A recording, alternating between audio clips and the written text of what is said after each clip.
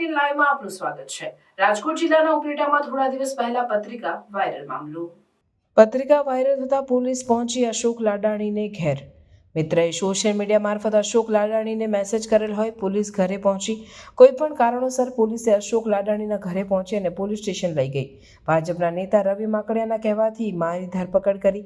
પત્રિકા વાયરલ થઈ 3 તારીખે અને આજ દિન સુધી કેમ કોઈ કાર્યવાહી નહીં। મિત્રએ પત્રિકા વાયરલ કરેલ હોય પરંતુ પોલીસ મારે ઘરે કયા કારણસર આવી પહોંચી અને મને પોલીસ સ્ટેશન લઈ ગઈ।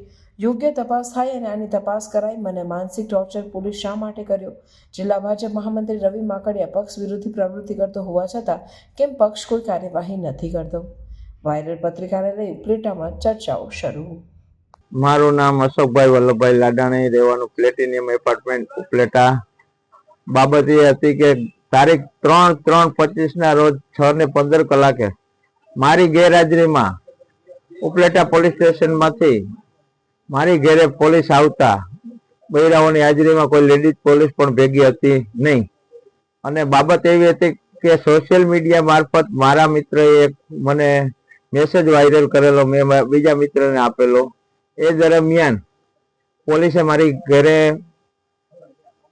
અચાનક વગર જાણ કરે બાતમી આપ્યા વિના મારી ઘરે પોલીસ પહોંચી ગઈ અને મને લઈ ગયા। એ પણ દુઃખની વાત એ છે કે તારીખ 3 ના રોજ બનાવ બનેલો છે, આજે 11 તારીખ છે।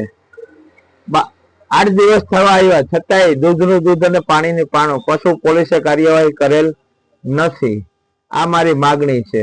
મેં કોઈ એવો ગંભીર ગુનો કર્યો નથી કે નથી ખૂન કર્યું, નથી રેપ કર્યો કે નથી બીજું કાંઈ। આ બાબતે મારી ઘરે અચાનક પોલીસ આવતા મને માનસિક ત્રાસ ગુજારેલ છે અને મારી સમતુલા મેં ગુમાવી દીધેલ છે। આ બાબતે પોલીસે હજી કોઈ કાર્યવાહી નકર કરી નથી। ભાજપના કહેવાતા જિલ્લાના નેતા રવિભાઈ માકડિયાના દબાણમાં પોલીસ આવી આ કૃત્ય મારી માથે કરેલ છે તો મને ન્યાય આપવા મેં પીઆઈ પટેલ સાહેબને વિનંતી કરી પણ હજી સુધી કશું થયું નથી। બસ એ જ મારી માગણી।